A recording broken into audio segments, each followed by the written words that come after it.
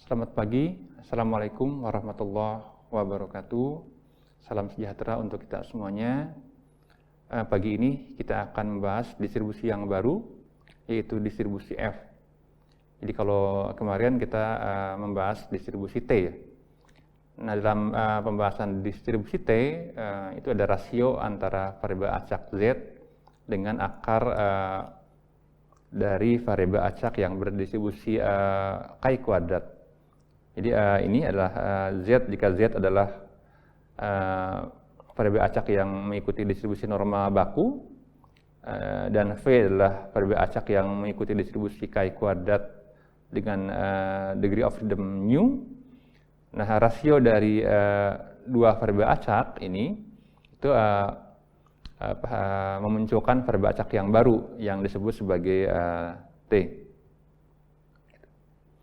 Nah, hari ini tidak akan membahas tentang variabel acak T, tapi kita akan terinspirasi oleh yang bagian pembaginya ini. Jadi V dibagi mu. Jadi ini V per degree of freedom-nya ya, mu itu. Ini sama dengan V per N-1 gitu. Jadi ingat bahwa dalam distribusi T kita mendefinisikan V sebagai N-1 dikalikan variansi sampel dibagi variansi populasi ya, begitu. Ini adalah merupakan variabel acak yang berdistribusi K kuadrat dengan degree of freedom N-1 begitu. Nah, hari ini juga akan membahas tentang rasio ya, tapi melibatkan dua populasi yang berbeda. Misalkan begini, ini ada sebuah populasi ya, populasi yang dia memiliki rataan mu 1 dan variansi sigma kuadrat 1. Nah, kemudian ada populasi yang lain. Begini, secara simbolik, dia memiliki rataan mu 2 dan variansi sigma kuadrat 2. Gitu. Nah, kita kemudian mengambil sampel dari masing-masing populasi ini, ambil sampel, misalkan dengan ukuran N1, dari populasi kedua ambil sampel dengan ukuran N2. Nah, biasanya kita kemudian menghitung statistik dari setiap sampel yang diambil ya. Kita kemudian mengekstrak atau mengeluarkan dari sampel pertama, dari sampel populasi pertama rataan X1 bar dengan variansinya S1 kuadrat. Dari sampel populasi yang kedua, kita bisa mengeluarkan rataan dari sampel populasi kedua dan variansinya. Variansi sampel ya, S bukan sigma. Gitu. Nah, baik. Nah, di sini distribusi F terkait dengan rasio dari distribusi K kuadrat gitu ya. Jadi kalau misalkan di sini kita mendefinisikan U sebagai, ini ada ukuran dari sampel N1-1 kali S kuadrat yang 1 dibagi sigma 1 kuadrat. Ini variabel acak yang didefinisikan dari populasi yang pertama. Okay. Kemudian dari populasi kedua kita definisikan V sebagai variabel acak yang berdistribusi K kuadrat Ini degree of freedom-nya adalah N2 min 1 kali S2 kuadrat sampel per sigma 2 kuadrat. Ini ada rasio dari variansi sampel terhadap populasi. Rasio variansi sampel terhadap populasi. Jadi rasio antara ini terhadap ini. Rasio dari S2 kuadrat sampel terhadap variansi populasi begitu. Ini rasio ini. Nah, kemudian variabel acak U dan V itu kita rasiokan ya. Nah, kemudian N-1 itu kita sebut sebagai N1 min 1 adalah mu 1. Di sini N2 min 1 sama dengan mu 2. Mu adalah degree of freedom atau derajat kebebasan. Nah, kita akan rasiokan nih antara U dan V. Ini sengaja nih, UV, urutan ya, UV, kemudian N1, N2, kemudian mu1 dan mu2 itu harus dipertahankan urutannya. Baik, kita lihat rasio dari U per V ya, jadi rasio dari U, variabel acak berdistribusi Chi kuadrat dibagi nu1, jadi nu1 terkait dengan degree of freedom dari U ya gitu, karena Chi kuadrat itu memiliki degree of freedom per V dibagi nu2. Nah, rasio dua variabel acak ini itu membentuk satu variabel acak baru ya, yang disebut sebagai F. Ini distribusi F jadinya. Nah, baik, kita teruskan. Nah, di mana U sekali lagi distribusinya adalah Chi kuadrat dengan derajat kebebasan nu1 dan V adalah sama berdistribusi Chi kuadrat dengan degree of freedom nu2. Baik, kita teruskan ya. Kita bisa menuliskannya begini. Seper nu1 kali U seper nu2 kali V. Nah, ingat U adalah nu1, U adalah N1 min 1 kali variansi sampel populasi pertama per variansi populasi pertama.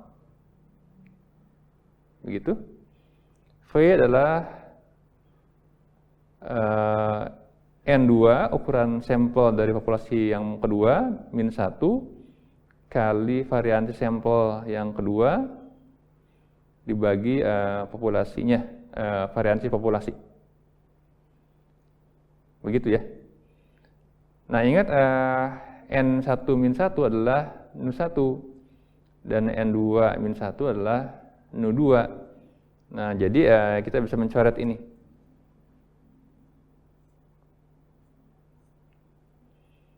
Nah, menghasilkan S1 kuadrat dibagi sigma 1 kuadrat per S2 kuadrat variansi sampel populasi kedua dibagi variansi populasi yang kedua. Nah, kita lihat bahwa ini masing-masing merupakan rasio masing-masing ya, rasio dari sampel ke populasi, rasio sampel populasi ya, rasio variansi sampel terhadap variansi populasi masing-masing, dan sekaligus menggabungkan dari dua populasi, rasio dua populasi begitu. Nah, kita akan lihat kemudian kita bisa menuliskan begini,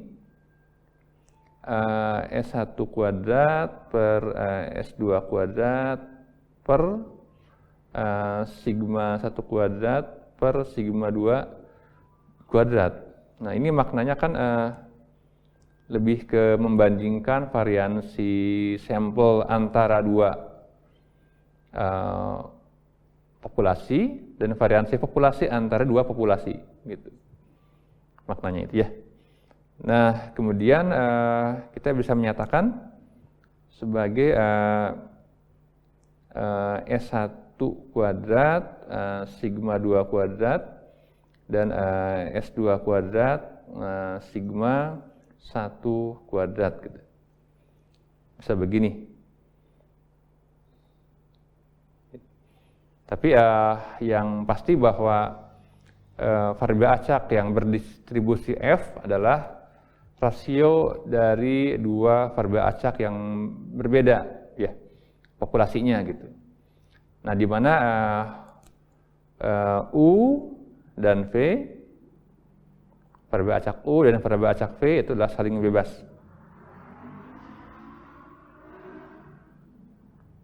Independen. Baik, kita teruskan. Nah, jika ada variabel acak dalam konteks teori peluang, ya, itu pasti ada fungsi distribusinya, begitu. Nah, kita lihat teoremanya.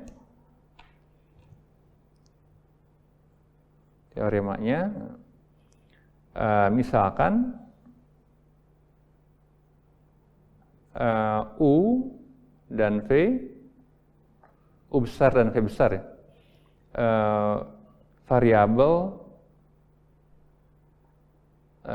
acak yang saling bebas.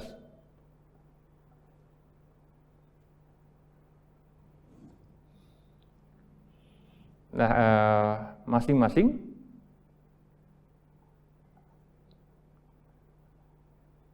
jadi U dan V berdistribusi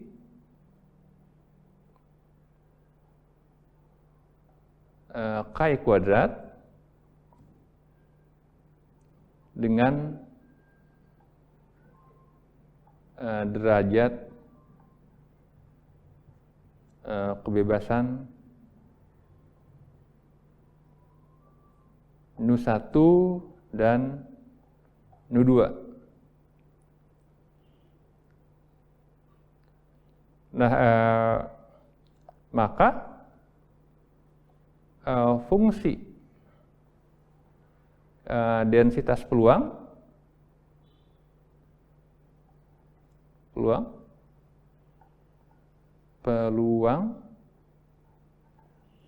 atau fungsi padat peluang dari variabel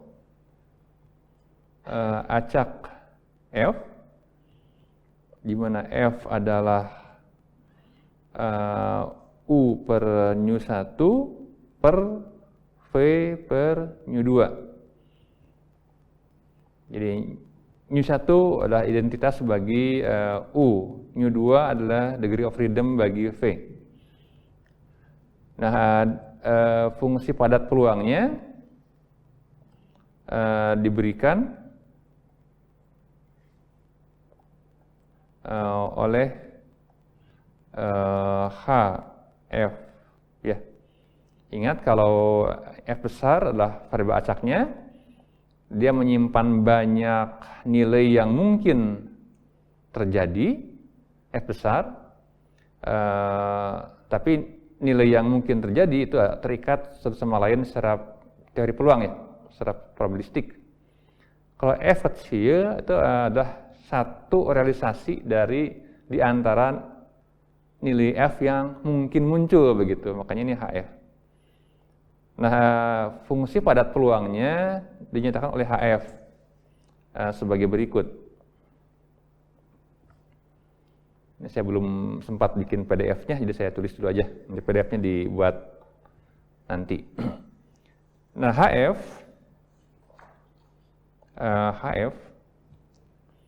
adalah ini fungsi padat peluang.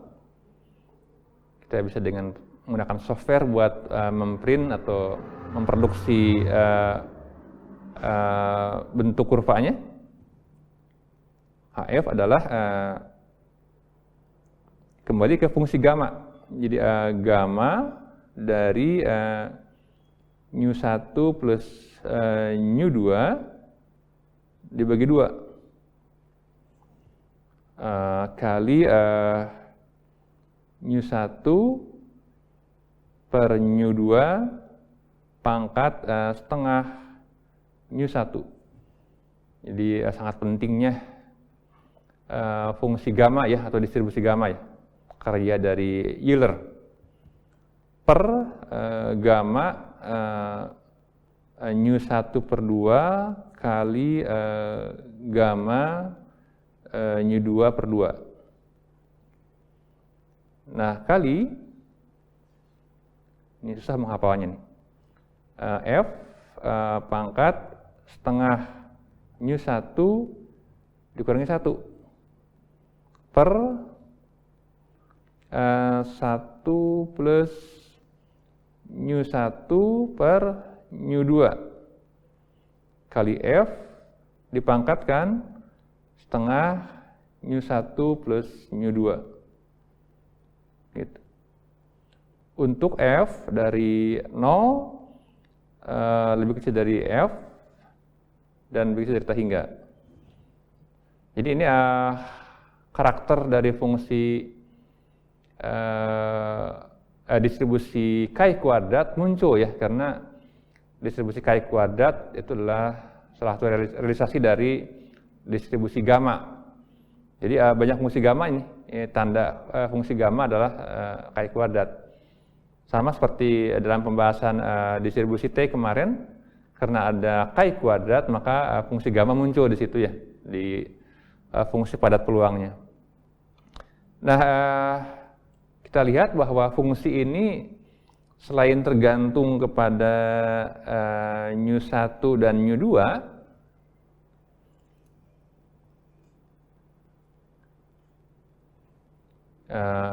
dia juga bergantung pada urutannya tuh, nu1 dan nu2. Jadi kalau misalkan kita mencari F alpha nu1, nu2 adalah ini urutannya. Jadi, jangan sampai terbalik urutannya. Begitu terbalik urutan degree of freedom-nya, itu lain fungsinya gitu. Perhatikan bahwa ini adalah urutannya adalah nu1, nu2 ya gitu. Perhatikan bahwa pangkat di sini ada nu1, di sini nu1 per nu2, kemudian ini nu1. Ini berarti urutannya adalah nu1, nu2. Jika nu2, nu1 ini terbalik, ini nu2, dan nu1 di bawah. Begitu itu mohon diingat. Nah, HF kemudian dikenal sebagai fungsi distribusi F. Jadi H besar F nanti integralnya ya, itu dikenal sebagai fungsi distribusi F. Nah, kemudian kita lihat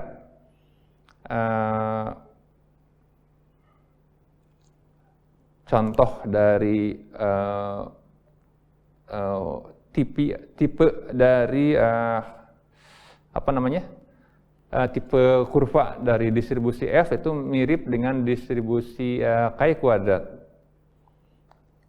Tidak heran karena ada perbandingan antara distribusi chi kuadrat ya. Nah, misalkan ini adalah seperti ini. Ini adalah distribusi F dengan degree of freedom misalkan nu1 6 dan nu2 24 misalkan ya. Kemudian satu lagi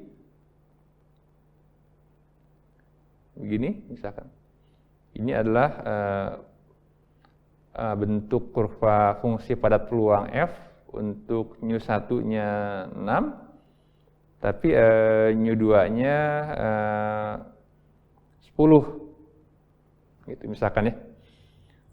Ini adalah HF, ini adalah F-nya. Oke. Nah, sekarang apa F alpha? Di dalam kajian teori peluang statistik selalu ada alfanya terkait dengan luas di bawah kurva. Jadi kalau misalkan ini adalah kurva padat peluang, maka luas bawah kurva adalah nilai peluang yang sedang kita evaluasi gitu.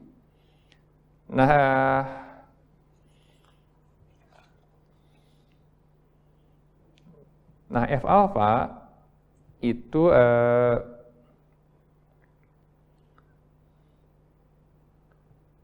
terkait dengan nilai absis ya, absis F tertentu dari variabel acak F. Nah, ini sehingga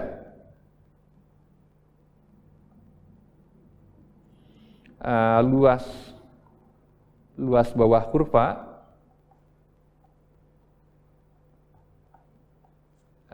di sebelah kanan sebesar alfa.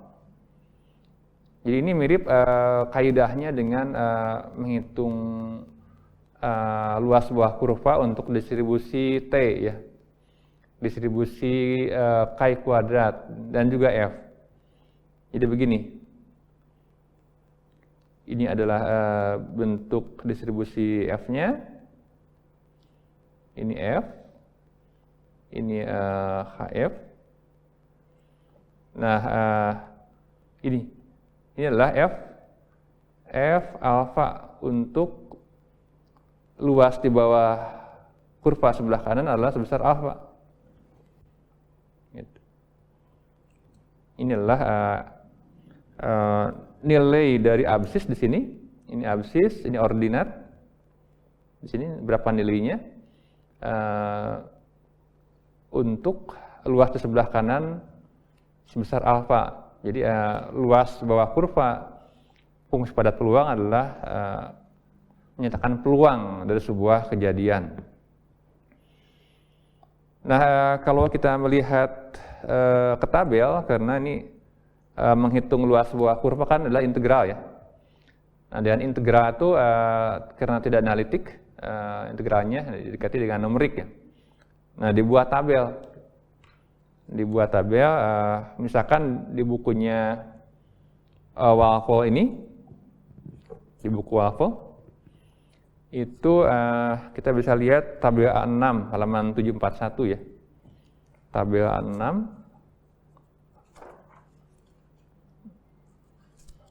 Nah, ini ada tabel A6 halaman 741. Misalkan di sini hanya melibatkan alfa nih, alfanya hanya melibatkan alfanya 0,05 dan 0,01 gitu. 0,05 dan 0,01. Contoh ya, di buku ini alfa yang didaftarkan hanya alfa 0,01 dan alfa 0,05 gitu. Jadi tidak semua nilai alfa ya gitu. Alfa 0,05 dan alfa 0,01 ini terkait dengan peluang, ini kan artinya 5%. yang 0,01 artinya 1% ya. Jadi 0,5 adalah 5%. Luas ini adalah 5% dari semua total ini. Dan alfa 0,01 adalah 1% dari luas total di sini. Totalnya luas ini adalah 1, ini adalah sekian persennya dari luas total bawah kurva. Nah, kita lihat misalkan F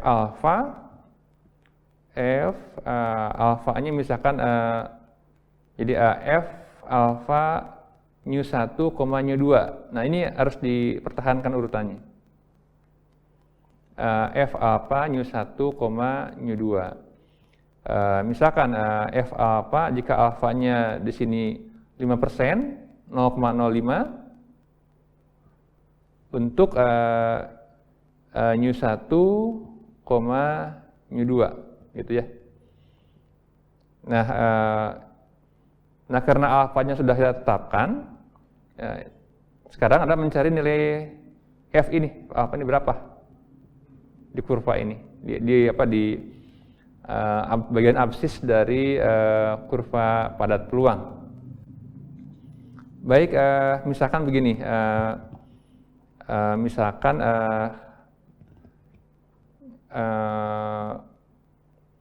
fungsi distribusi dari dua buah populasi, di mana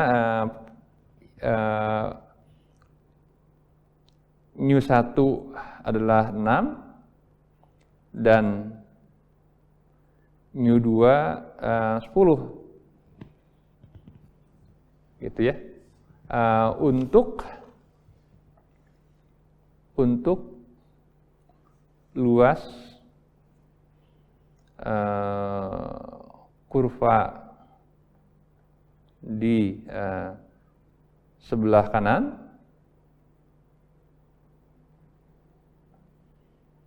sebesar 0,05. Okay.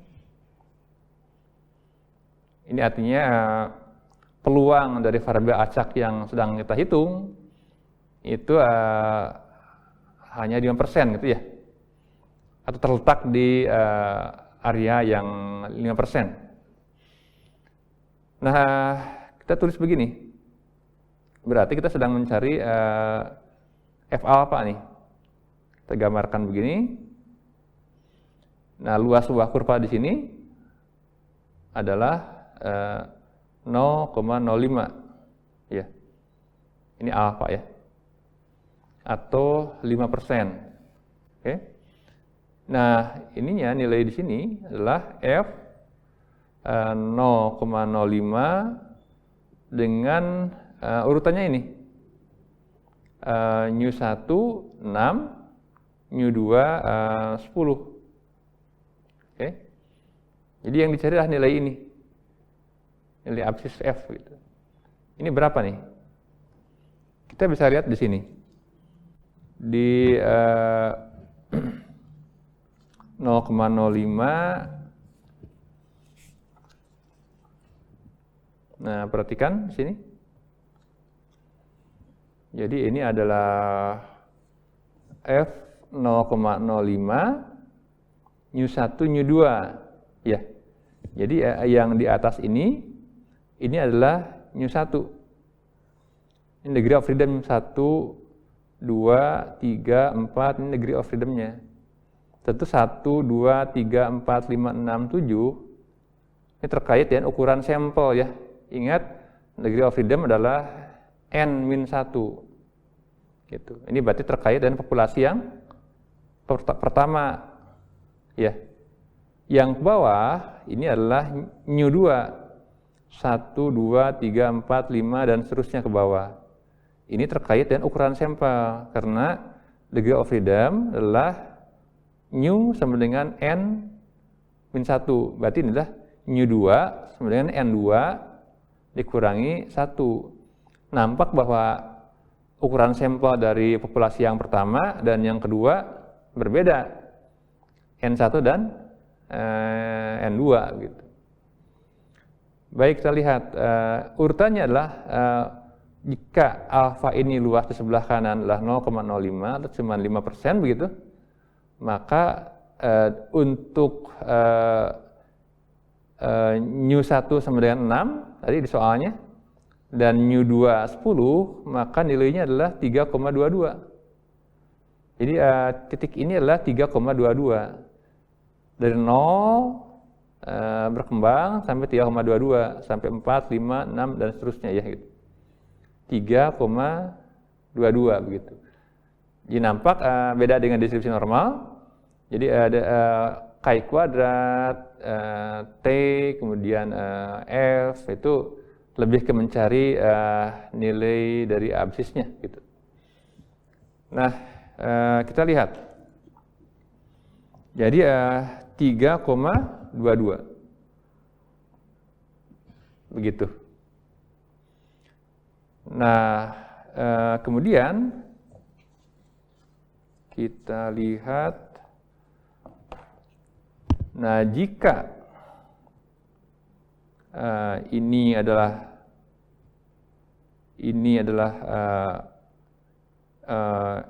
F alfa untuk luas alfa. Nah, bagaimana kalau misalkan luas alfa di sebelah kiri? Jadi di sebelah kiri ada seluas alfa nih di sini. Ini penting untuk nanti ke interval keyakinan. Berarti menghitungnya ingat tabelnya seperti ini. Luas di bawah kurva sebelah kanan.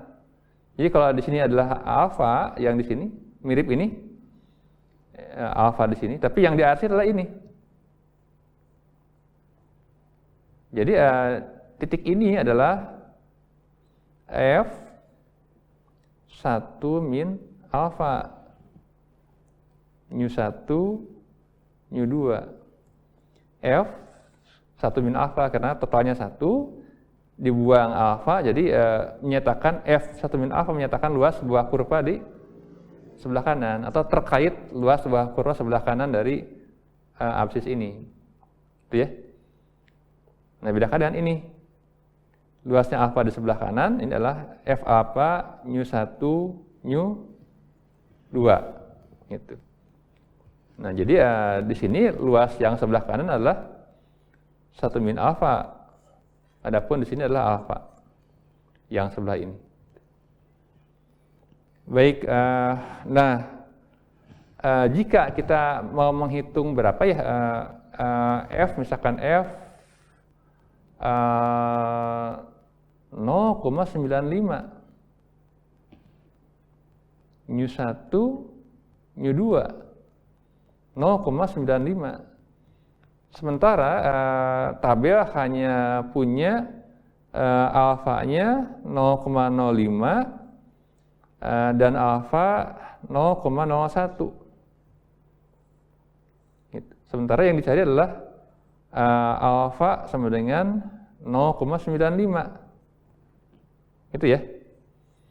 Jadi ini bukan buku tabel tapi buku statistik. Nah, tabel hanya sampel aja gitu. Jadi akan sangat tebal bahkan untuk jika semua alfa di-listkan dalam sebuah tabel gitu.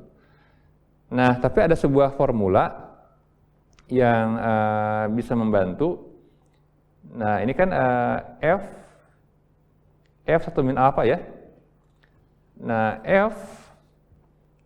F1 min alfa nu1, nu2 itu sama dengan 1 per F alfa nu2, nu1. Jadi F alfa 0,95 itu bisa dicari dari F alfa 0,05 gitu. Nah, karena itu di tabel nggak ada F 0,95, yang ada 0,05. Jadi kita bicara tentang terkait peluang 90% dan 95%.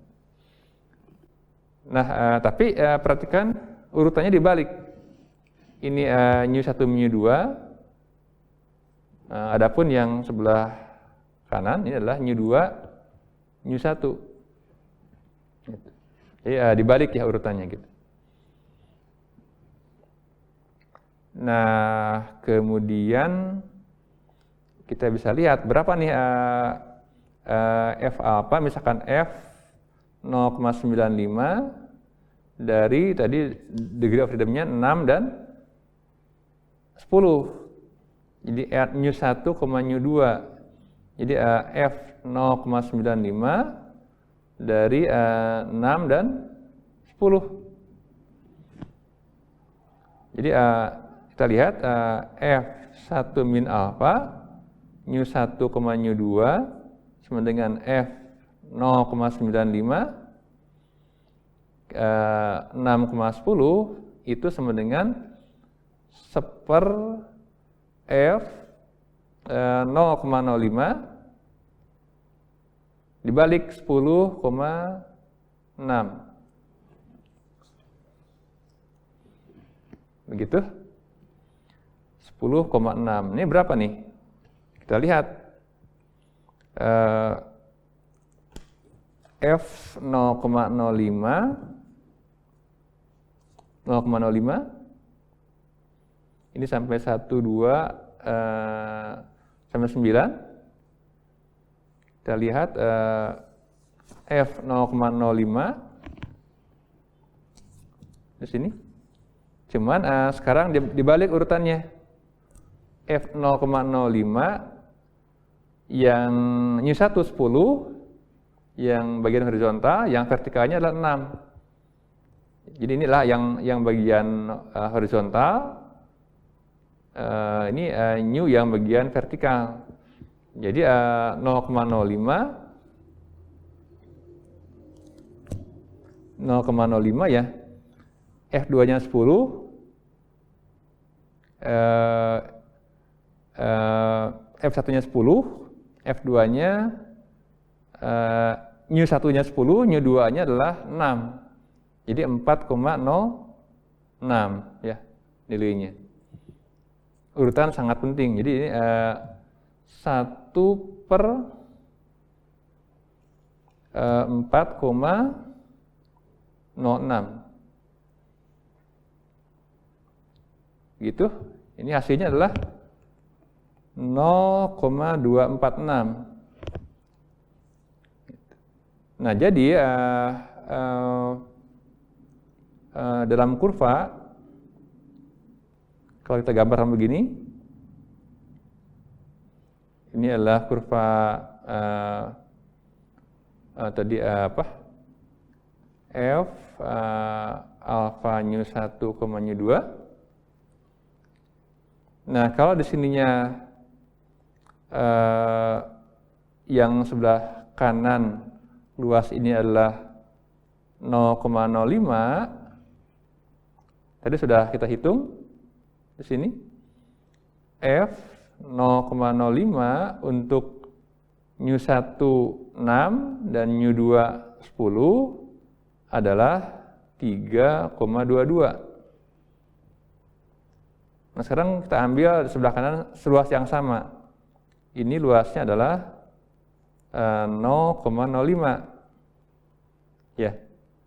0,05. Tapi luas yang di sebelah ini sisanya adalah 0,95. Jadi ini adalah F 0,95 untuk degree of freedom 6 dan 10 urutannya ya. Nah, di sini berapa nilai di sini? Nilai F 0,95 adalah ini 0,246. Nah, perhatikan bahwa ini bergerak dari 0 terus sampai besar ya nilainya. Di sini adalah 0,246. Di sini adalah 3,22 nilainya. Nah, begitu. Kemudian terakhir kita melihat tabel ya, misalkan untuk alfa, untuk alfa misalkan 0,05, F 0,05 dari μ1, μ2.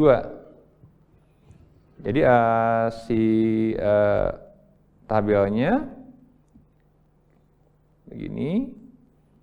Ini untuk memperjelas. Ini tabel μ1. Ini degree of freedom-nya 1, 2, 3, 4, 5, 6, 7, 8, 9, 10, 11, dan seterusnya gitu. Ini buat μ2, 1, 2, 3, katakanlah sampai 10, atau 3, 4, 5, 6, 7, 8, 9, 10 lah, biar jelas. Sampai dan seterusnya. Nah, kita lihat tadi, jika dibalik aja ya, F alpha, F 0,05, misalkan 6,10. F alpha 0,05, untuk luas kurva di sebelah kanan 5% ya. 6 di sini, 10 di sini. Tadi jatuhnya adalah di angka 3,22. Nah, jika dibalik, F 0,05 seluas yang sama dengan ditukar mu-nya, ini beda hasilnya. Jadi memang urutan akan membuat bentuk kurva berbeda. Ini adalah 3,22. Tapi jika ditukar degree of freedom-nya, itu menghasilkan kurva yang lain. 10 di sini, μ1 ya. μ2-nya 6 di sini. Kita lihat berapa hasil di sini. Adalah 4,06 gitu. Ini 4,06 gitu. Jadi kira-kira kurvanya ini kira-kira aja. Jadi kalau yang warna ini orange, ini kan 3,22 ya di sini ya. 3,22. Kalau yang hijau kan di sebelah kanannya 4,06. Oke. Tapi luas kurva di sebelah kanan harus sama nih. Jadi kira-kira ini akan lebih tinggi nih. Yang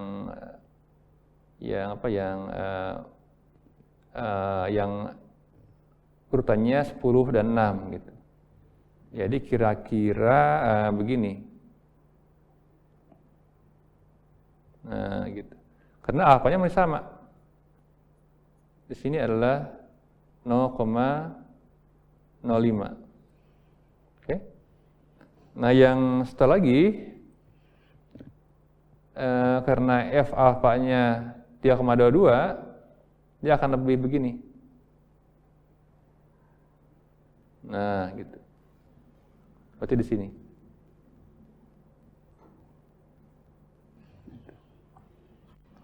Jadi ini hanya menunjukkan bahwa urutan dari degree of freedom jika dibalik maka dia akan lari ke kurva yang berbeda gitu ya. Dia akan lari ke kurva yang berbeda gitu. Hanya tadi di formula yang formula ini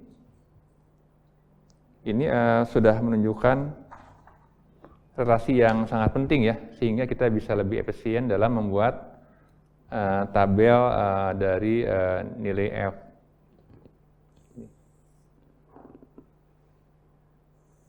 Oke. Ya, demikian tentang perkenalan dengan distribusi F. Nanti kita akan digunakan terutama pada bagian interval keyakinan menyangkut rasio dua varian. Ya, terkadang kita membandingkan dua fenomena, dua kejadian yang diambil dari dua populasi yang berbeda, misalkan entah misalkan variansi tentang misalkan suhu rata-rata atau variansinya antara kota Malang dan Bandung misalkan, walaupun mirip suhunya alamnya, tapi mana apakah mirip atau tidak? Nah, kita bisa diukur dengan statistik. Apakah secara hipotesis dikatakan mirip atau tidak begitu secara statistik. Demikian kuliah pagi ini tentang distribusi F. Semoga ada manfaatnya. Baik, sekian. Assalamualaikum warahmatullahi wabarakatuh.